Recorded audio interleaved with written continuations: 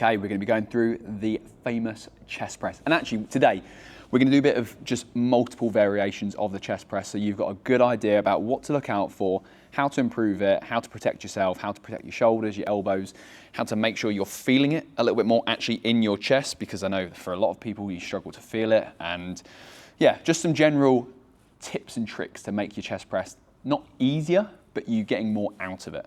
So we're going to start right at the very start again. I like to start basic. I'd rather start properly. We're going to do how to pick up your weights. I know, boring, whatever, but like you need to be able to do it, especially when doing a upper body exercise where you're going to be fatiguing, potentially at the point of failure. You need to know how to do it. So obviously, first of all, I want you to bend down to the floor, bum down, picking your weights up. I then want to make sure that I'm next to the bench, feet to either side of the bench. Weights go onto your thighs at this point. Now, I'm quite tall, so I need to shuffle right down to the edge of the bench. Look at where the weights are. They're right on, like they're not actually on my knee, but they're right on the cusp of my knee there, okay? So what we're gonna be doing is showing you how to get up into the press position. So this, I've got a flat bench here today, so just for the sake of ease. It's going to be all one fluid movement, but I'm going to break it down slowly for you. You're going to sit back, you're going to sit and rock, obviously control it. If you've got a dodgy back, don't fling yourself back at 100 miles an hour. But you're going to sit back, and if you look, one or two legs at a time, can be depending on what you're after, they're going to use these, you're going to use this extra momentum to help flick your weights up. Now, I've got light weights, but this is obviously really important when you've got heavy weights for yourself. So watch here, it's going to be here, like that, okay? Here, like that. So in one movement, you should be able to see it goes from this position. So if you watch, again, so it's a little bit hard for me to show you slowly, so I'm gonna have to do it all in one. You're gonna go, and then flick them up to there. Rather than going, trying to pick your weights up and go, and wrecking your shoulders doing that. Again, you need to almost have a practice at doing this on its own. But if you watch again, it's, let's say if you're in a shoulder press, it would be flick, flick. Cool? Now, exactly the same when you bring them up. So you got to that position there, that's the hard bit, and then you can squeeze up above your head. So when you drop them down, you don't want to be wrecking your shoulders. So I would literally just practice dropping them safely. So it's controlled. Say if you're on that last one, can't do any more. All you're going to do is let your arms come down. See? That's probably a bit dramatic, but, So start again. Show you how to do it properly. Here, here. Ready? Up, up. Bang. Control down. Can't do any more. And let them come down to your side. Yep. Brilliant. Right. Now you know how to get them up properly. This is what we're going to be doing. Flat press to start with. Main muscles you're going to be using are across here, a little bit up here, and back there, okay? So we need to think about this when we're in position. So if you're getting up to this point, key things to remember is making sure those muscle groups are switched on. Now I'm gonna just do it with one here to make it easier for me to point with this other arm. Okay, it's not a very flattering position down here, is it? So when you're thinking about doing your chest press, I almost want you to think about, right, well, where is it coming from? So I always like to nudge people into their armpits. That's always the main point. So it's coming from here, which is why you get a lot of shoulder problems. That's why you get a lot of air problems around this part of the body. So we need to bear that in mind with our dumbbell position as well, if you're using a dumbbell. Again, if you're using a barbell, again, that's probably why you're probably getting some shoulder problems, because you can't move the bar.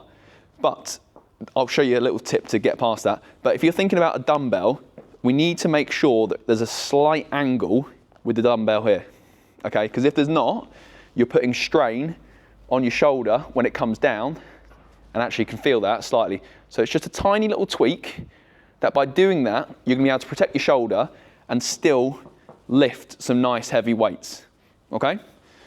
So if you see, there's the angle, and like so, keeping the angle. Another important thing, wrist position, make sure you're there, like so, and that stays the same the whole way down. Now, one of the last things to go through is your elbow position. Now, this is something that I got shown at a coaching course, and it was something that I didn't quite realise that I was doing.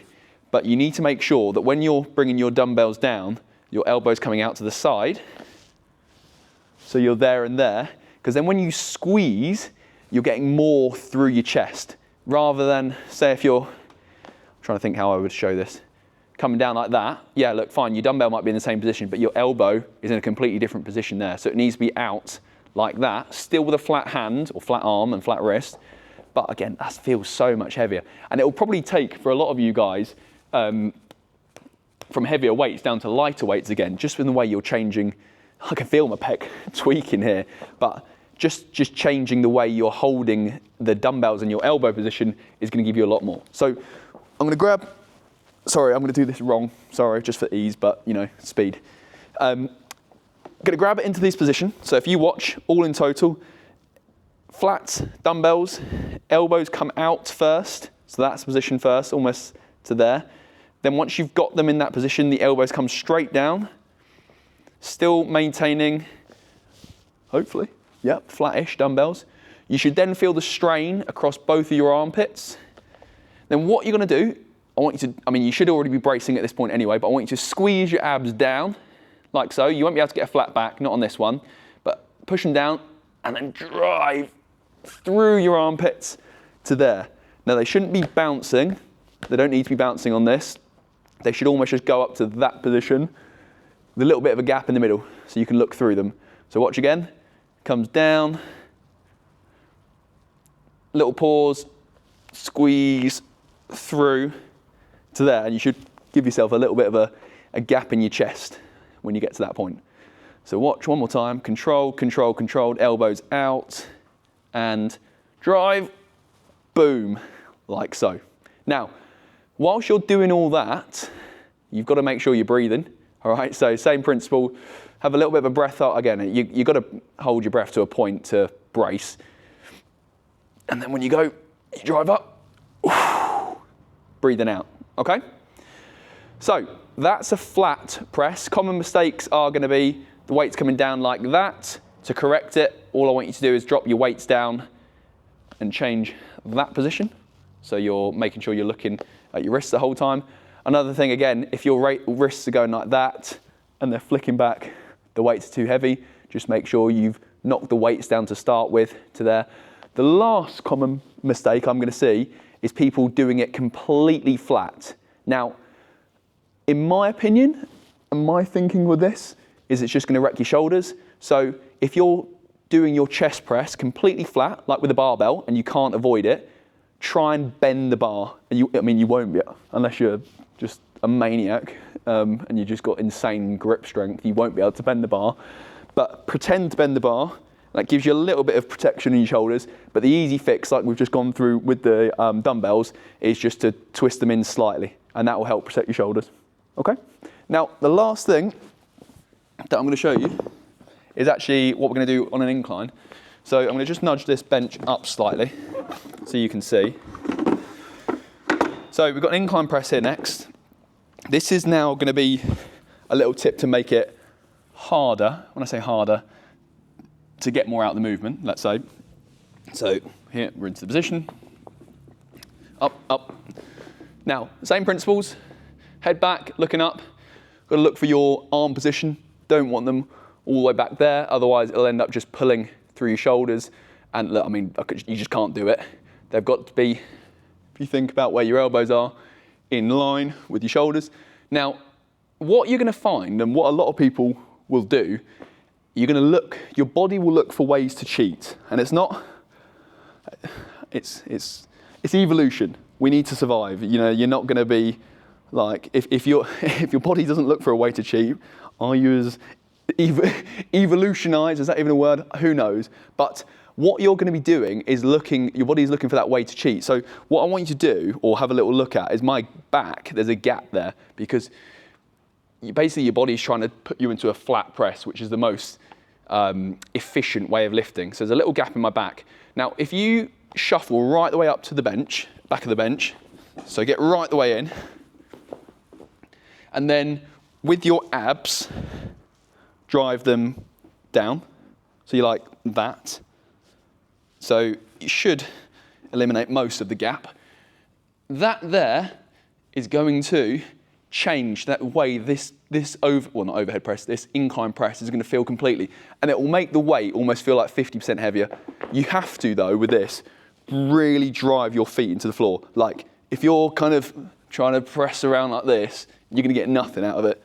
They've got to be driven down. I mean, they want to be on the floor the whole time anyway, but really squeeze them in because you've got to wedge yourself into that bench. So it's back flat on the incline. You won't be able to do this on a flat press because your back won't sit like that. And it's up and controlled. Keep your back down, bang. Keep your back down, back down, back down, bang. That's all it's got to be. Okay? So there's some common things that we would normally see with any kind of chest pressing or shoulder pressing movements. Remember, it's going to be about core first, strong core, bracing yourself, make sure your weights are safely in position. If they are, great, you can crack on. Last probably thing I would say is just about bouncing your weights. Look, we're not, here, where we coach people, we're not doing it for like competitive lifting. So, you know, you're not looking to do as many reps as you can. So we're not looking to, you know, for spring and power. It's controlled movements, maximizing it, minimizing injuries. So when you get into the bottom each time, just having that little moment to pause, then squeeze through. It's the same when you get to the top. Don't just rep out, bang, bang, bang, bang, bang, and wonder why your technique's all over the place. To start with, slow it down, pause at the bottom, pause at the top. It only needs to be half a second, but it's enough that you can still keep control when you are, you know, doing your chest press. So hopefully that helps. We've gone through some mistakes, we've gone through some common things, we've gone through some ways to protect it. As always, if that is helpful, let me know. If it's not, let me know. But yeah, I'll catch you all soon.